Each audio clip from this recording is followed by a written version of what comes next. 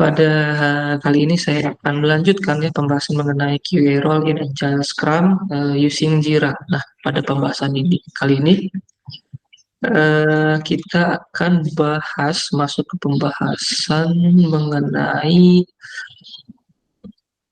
defining user story deskripsi atau bagaimana sih cara membuat deskripsi di user story. Nah, sebelumnya kita kan sudah bahas mengenai apa itu komponen, kemudian juga apa itu release version dan bagaimana cara membuatnya di Jira. Terus kemarin juga kita sempat bahas sedikit ya mengenai apa itu backlog di Agile Scrum. Nah, kita akan masuk ke pembahasan mengenai deskripsi di user story. Oke, kita langsung masuk aja ke Jira-nya. Nah, kita masuk ke dalam detail user story yang sudah kita buat sebelumnya. Dan di sini ada beberapa user story yang sudah saya buat ya. Di sini ada 5. Kita ambil sampel aja satu, itu story tentang penambahan box username atau password pada halaman login. Nah, di dalam si story ini terdapat section description di sini ya. Terdapat section description. Nah, di sini fungsinya, fungsi dari deskripsi ini adalah sebagai gambaran ya, deskripsi ini sebagai gambaran atau penjelasan mengenai task atau fitur ya atau si story ini dengan bahasa yang mudah dimengerti oleh semua orang yang terlibat dalam proyek pembuatan story tersebut ya. Nah, maka dari itu biasanya deskripsi itu bersifat ringkas, jelas, dan juga harus berfokus pada ekspektasi yang ingin dicapai itu seperti apa. Nah, umumnya template deskripsi pada user story itu dibuat menjadi 3 bagian. Nah, di sini ada contohnya ya yang sudah saya tulis. Ini ada 3 bagian. Yang pertama adalah eh, tipe pengguna gitu ya. Nah, di kalimat awalnya, nah sebagai dalam kurung ya tipe pengguna. Nah, tipe pengguna ini siapa? Gitu ya. Tipe penggunanya itu bisa berupa user lama, user baru gitu ya, atau divisi lain seperti sales atau klien dan sebagainya. Kemudian masuk ke bagian kedua itu adalah tujuannya apa ya, tujuan dari si user itu apa atau action dari si user itu apa ya, saya ingin dalam kurung tujuannya apa. Terus yang terakhir adalah bagian manfaat atau ekspektasinya, sehingga dalam kurung ya ekspektasinya apa itu setelah melakukan action, ekspektasi selanjutnya itu apa yang akan didapatkan oleh si user tadi gitu ya. Kurang lebih seperti itu mengenai 3 bagian tadi. Nah, kita mungkin bisa langsung kita tandai dulu ini sebagai template ya, template-nya tadi 3 bagian. Kemudian untuk contohnya gitu ya.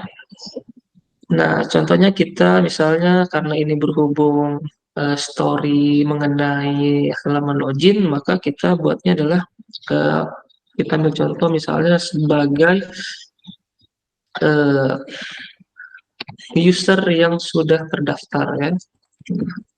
Artinya ini targetnya adalah untuk user yang sudah terdaftar gitu ya. Yang sudah terdaftar. Nah, bagian selanjutnya adalah saya ingin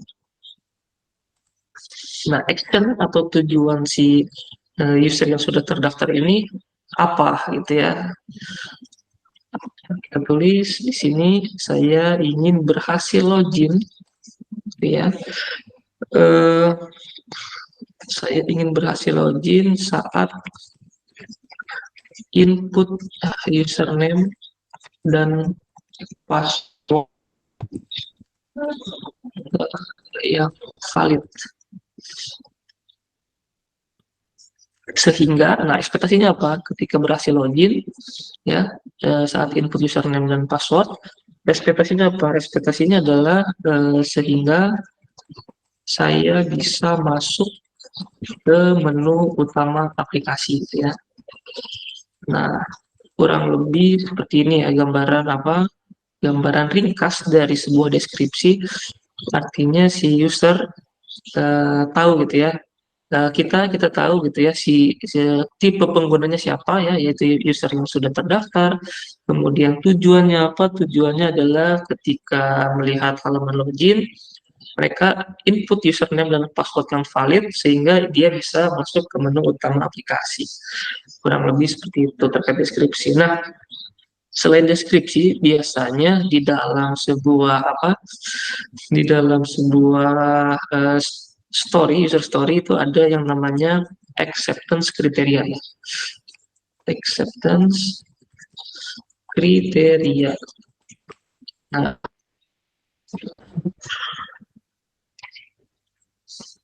eh, apa acceptance kriteria itu gitu ya. Nah, di sini acceptance kriteria itu adalah serangkaian kondisi ya, serangkaian kondisi atau apa atau kriteria ya, yang harus dipenuhi agar sebuah task atau fitur atau story itu dianggap selesai. Nah, simpelnya seperti itu ya, simpelnya seperti itu. Jadi umumnya acceptance kriteria itu dibuat dalam bentuk list. Misalnya ada 5 list gitu ya, yang menjelaskan kapan sebuah user story itu dianggap berhasil atau dianggap selesai.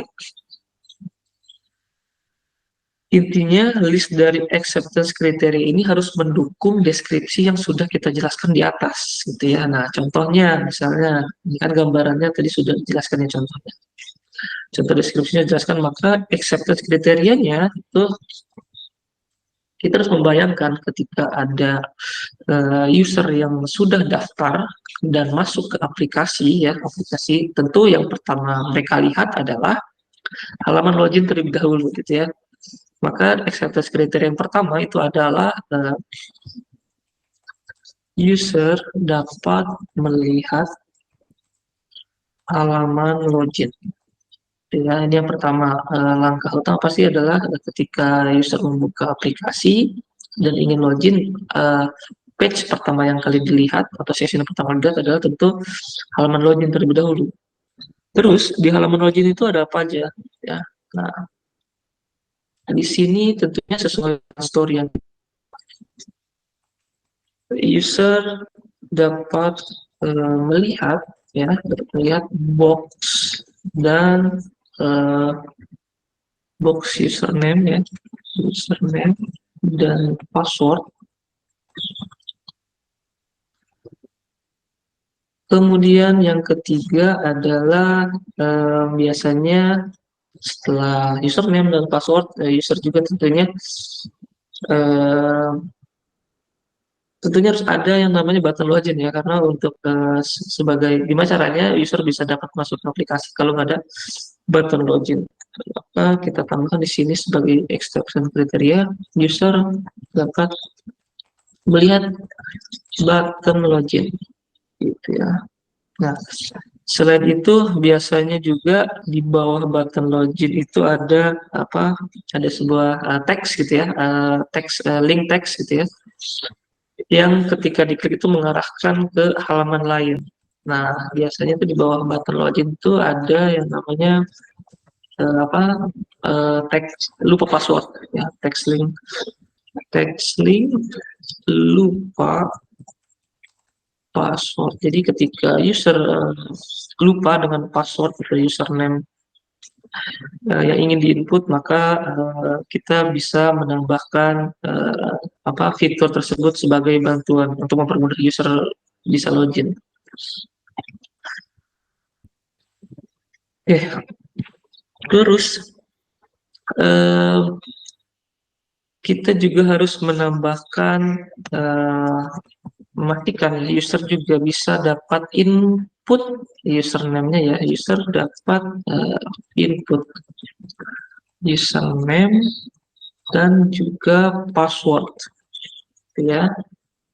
Percuma gitu kalau ada box username dan passwordnya tapi ketika diklik nggak bisa diinput gitu. Nah, selanjutnya adalah kondisi kombinasi antara keduanya username dan password ya.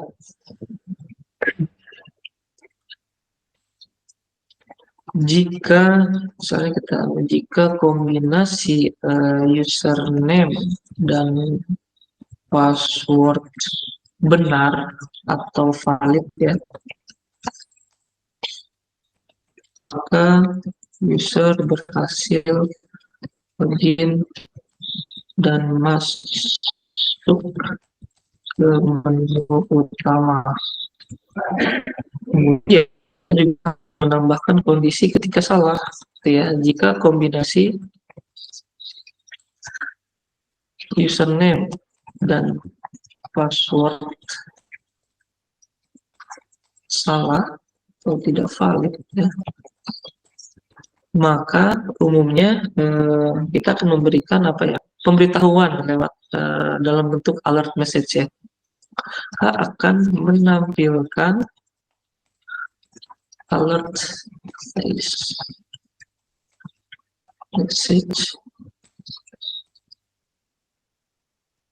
message atau error message yang biasanya contohnya memberitahu informasi kalau username atau password yang diinput itu salah ya. Maaf ya, username atau password yang Anda input salah. Jadi setidaknya user bisa tahu, oh ternyata nggak bisa login karena username atau passwordnya salah atau typo gitu ya. Maka seenggaknya user diberitahu gitu ya, diberitahu kenapa sih mereka nggak bisa login. Kurang lebih seperti itu. Nah ini list acceptance kriteria mengenai story penambahan username dan password pada halaman login. Nah, dengan adanya penambahan acceptance kriteria, jadi setidaknya developer tahu bayangan gitu ya, langkah-langkah biasanya user tuh ngapain aja gitu ya ketika masuk ke halaman login, actionnya apa, kemudian ekspektasi ketika benar seperti apa, ekspektasi ketika salah seperti apa. Nah, selain deskripsi dan acceptance kriteria, umumnya biasanya di bawah ini ada desain atau mock-up dari teman-teman produk atau UI UX ya, yang memberikan gambaran mengenai login page-nya seperti apa. Jadi teman-teman developer atau tim-tim yang terkait di dalam pembuatan story ini bisa jadi tahu gambaran login page-nya seperti apa. Di sini kan kalau kita lihat halaman login, gitu ya, user dapat melihat halaman login. Kita juga perlu membayangkan halaman loginnya seperti apa, gitu ya. Halaman loginnya warnanya seperti apa atau temanya seperti apa. Kemudian juga di sini ada box username dan password. Nah, perlu ada gambaran boxnya itu mau seperti apa, gitu ya. Apakah menyamping, apakah vertikal, gitu ya. Terus kemudian juga button loginnya posisinya di mana. Nah, maka dari itu perlu dijelaskan gitu di dalam mock-up atau desain. Jadi setidaknya teman-teman developer ya, khususnya bagian front end, jadi lebih tahu apa yang perlu mereka kerjakan. Gitu. Oke, itu kita tentang deskripsi dan acceptance kriteria kita save. Nah, ya, oke. Di sini ada desain.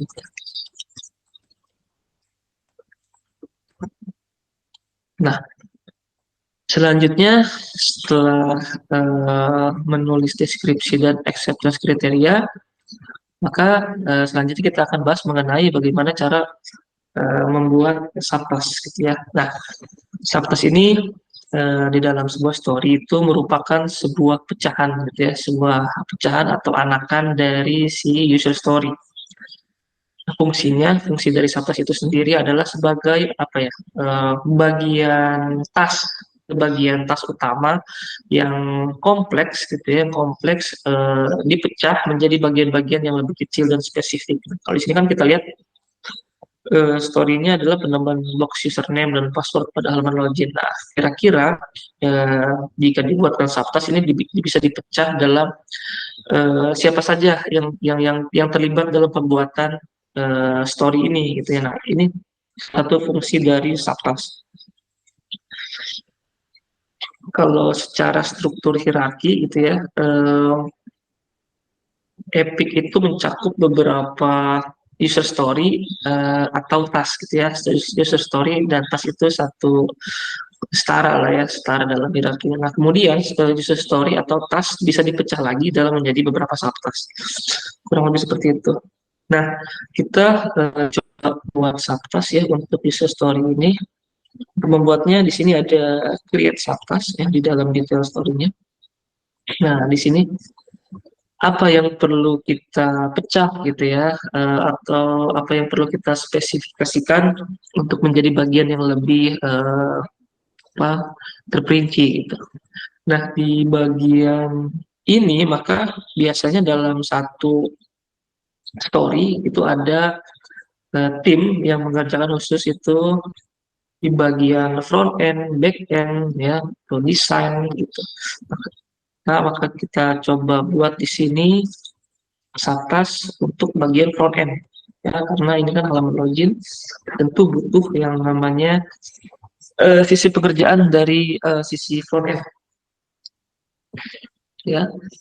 Contohnya misalnya front end-nya apa ya, implementasi halaman login ya. Nah,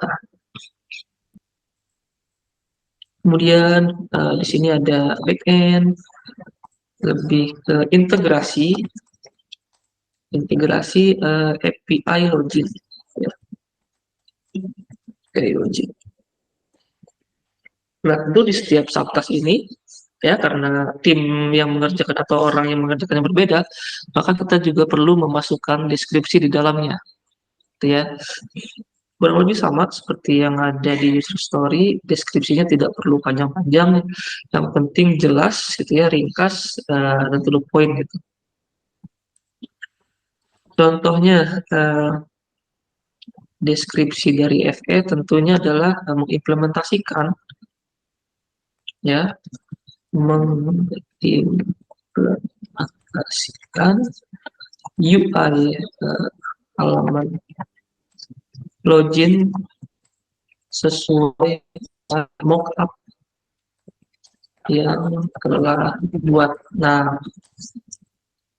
maka dari itu saya tadi jelaskan kenapa sih mockup atau desain itu penting, karena ini sebagai gambaran dari sisi front end mereka bisa lebih terukur atau terarah dalam mengerjakan UI-nya seperti apa atau tampilannya mau seperti apa gitu ya. Nah, jadi intinya kurang lebih memastikan apakah secara front end sudah sesuai atau belum dengan mockup atau desain yang setelah dibuat oleh tim UI UX. Lebih seperti itu. Nah, kemudian kita balik ke halaman user story.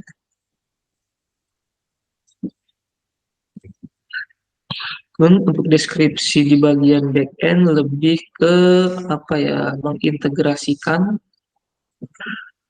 atau menghubungkan lah ya, katanya menghubungkan uh, uh, halaman login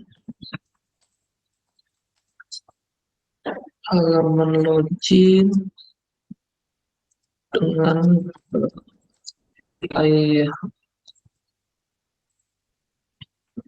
backend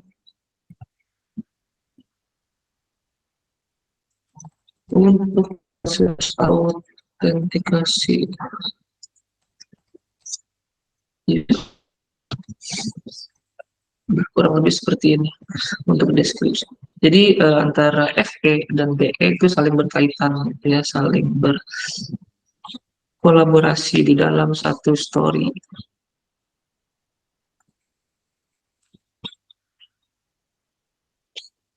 Mungkin bisa juga backend-nya tidak hanya apa terkait login, karena tadi kita menambahkan ada ini ya, apa text link lupa password, maka di sini juga bisa kita tambahkan subtask-nya integrasi ya, atau penambahan fitur